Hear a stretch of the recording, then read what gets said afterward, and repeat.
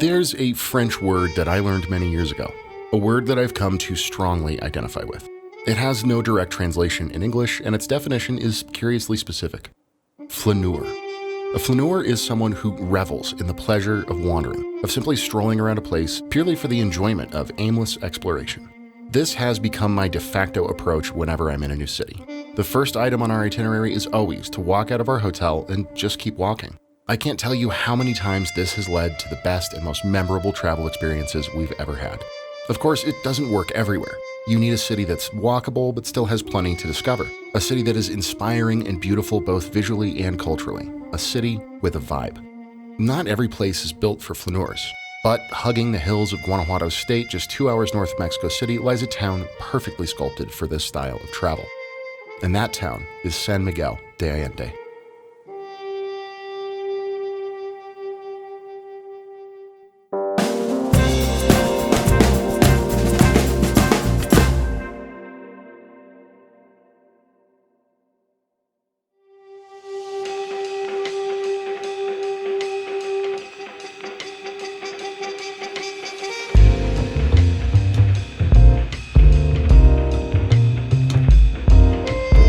If I had only one word to describe San Miguel, it would be vibe. This place washes over you like a warm breeze.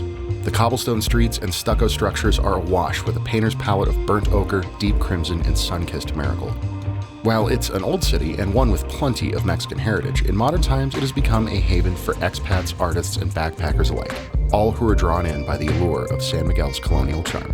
The date of its founding is unknown, though it was already an established community of the Chichimeca people when the Spanish arrived in 1541. After the discovery of silver in the nearby hills, San Miguel became a crossroads for trade and culture, serving as an important stop on the mining roads leading back to Mexico City.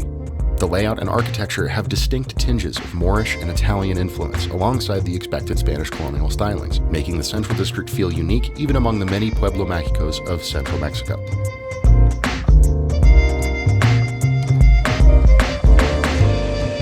As I said a moment ago, this town was built for walking, and that's just what we'll do.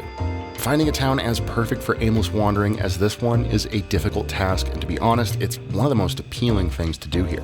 The historic old town known locally as Centro is built around a Zocolo, or Central Plaza. This is the heart of the city from which the many charms of San Miguel radiate. Hailing high above the square is La Parroquia de San Miguel Arcángel, a stunning neo-Gothic parish that stands as one of the most beloved churches in all of Mexico. Make the Zocolo your starting point and do as the flaneur does. Just start walking.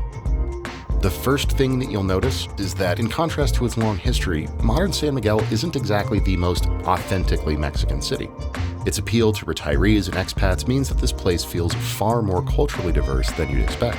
Art galleries and exhibitions are a staple of San Miguel's appeal and are flanked by clothing stores, trinket shops, and restaurants to suit any budget or taste. If it's views you're after, make your way up the hill to El Mirador, a lookout point that offers a stunning vista out over the city. Besides the small hike to get there, the streets of San Miguel are mostly level and quite approachable. They're laid out more or less in a grid, which means getting actually lost isn't an issue. Just walk, enjoy, and lose yourself in the rustic and relaxed vibe that flows around every corner. Now, if totally aimless wandering isn't quite your style, San Miguel also has more than enough incredible landmarks to string together a fantastic self-guided walking tour. This city is famous for many reasons, but chief among them are its historic churches. Stunning examples are strewn all over Centro, each with its own distinct personality. Weaving them together will not only give you an insight into the history and architectural beauty of San Miguel, but you'll get plenty of time to bask in the vibe of the streets as well. No matter what parishes you choose to see, if you do it right, most routes will take you neatly back to the Zocolo. And I'd guess that after having your fill of steeples and stucco, you're likely getting a bit hungry.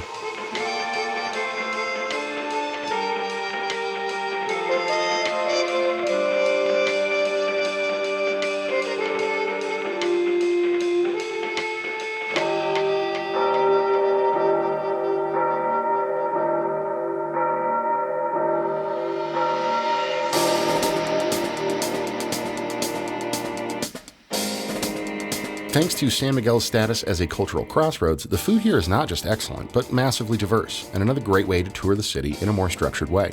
There is, of course, Mexican cuisine of every stripe available here, but there's also plenty of Asian, American, and European fare as well if you find yourself getting homesick.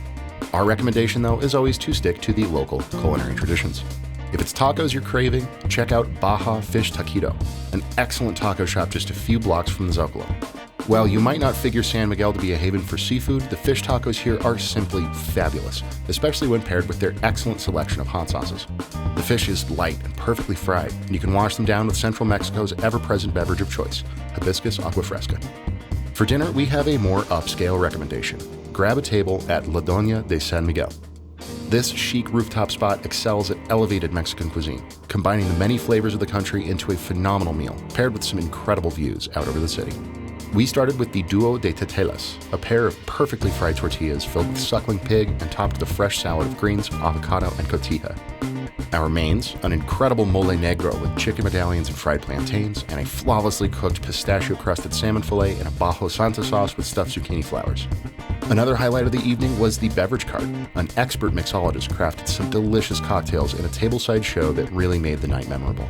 And as the evening grew dark, we finished with another wonderful piece of culinary theater, a plate of chocolates and fruit, flambéed, right in front of us.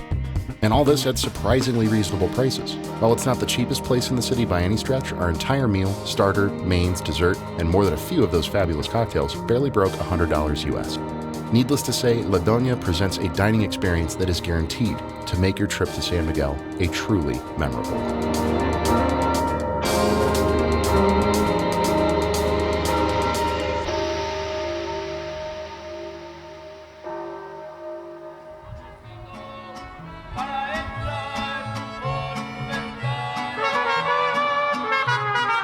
Beyond the historic architecture and amazing food, San Miguel is revered as a destination for art lovers of all shapes and sizes. And while there are countless shops all over town, there are two main places I'd recommend you check out to fully immerse yourself in the creative culture here. The first is the long and winding market known as the Mercado de Artesanías. Located due north of the Zocolo, this meandering stretch of courtyards and covered alleyways serves as an endless exhibition of fun keepsakes and local craftsmanship. There's plenty of stalls selling the same cheap souvenirs that can be found all over Latin America, but among them are true artisans selling unique handicrafts that can't be found anywhere else. You can spend an entire afternoon here, walking and haggling for a good deal. We found it to be one of the most charming parts of the city, and one where the authentic local culture really shines through its often touristy facade. But head a bit further north, and you'll find another unique enclave that stands in stark counterpoint to the street stalls of the Mercado.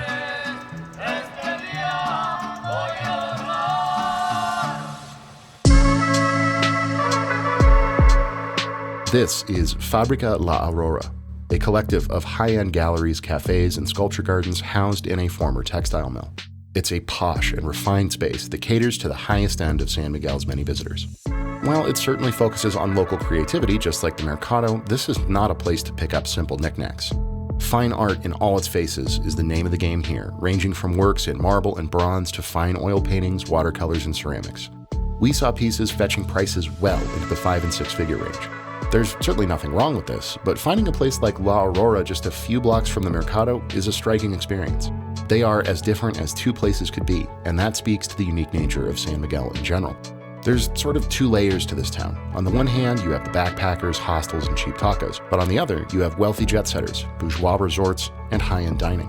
But the relaxed vibe of this city as a whole lets these two different worlds coexist in a beautiful way. And no matter which side you're on, you'll have no trouble finding a small piece of San Miguel to take home with you.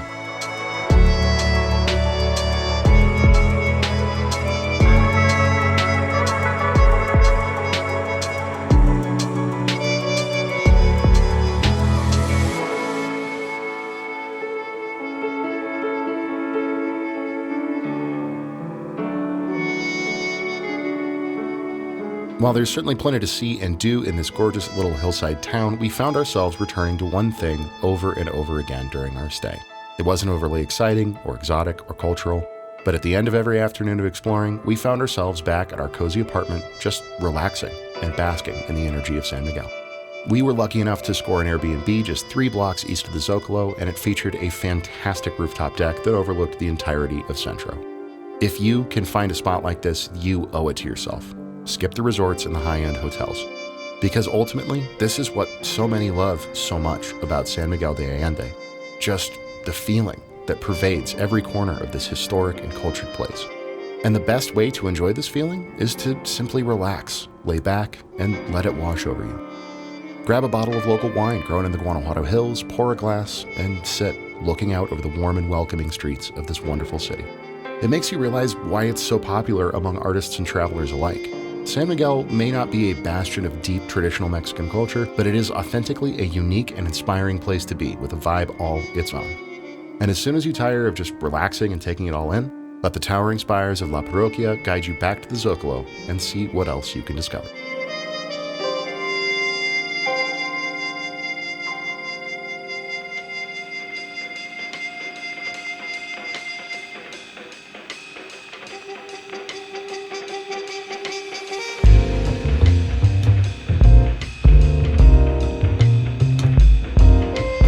On our last night in San Miguel, I found myself asking our waitress, who was born and raised here, something of a candid question. What do you think of San Miguel today? Do you like living and working here? Her answer was twofold. She said that while the massive crowds of tourists have made life much more hectic and expensive than it used to be, she also acknowledged that it brought money and opportunity that wouldn't be here otherwise. I found this to be incredibly insightful. Is San Miguel touristy? Yeah, absolutely. But while that has its drawbacks, it isn't inherently a bad thing. This influx of international interest has taken a beautiful but sleepy hill town and turned it into a remarkable destination for art lovers, backpackers, expats, and entrepreneurs.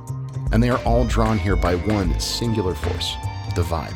I've said it again and again in this film, but it cannot be overstated. There is a palpable energy here that is inspirational, relaxing, and rewarding.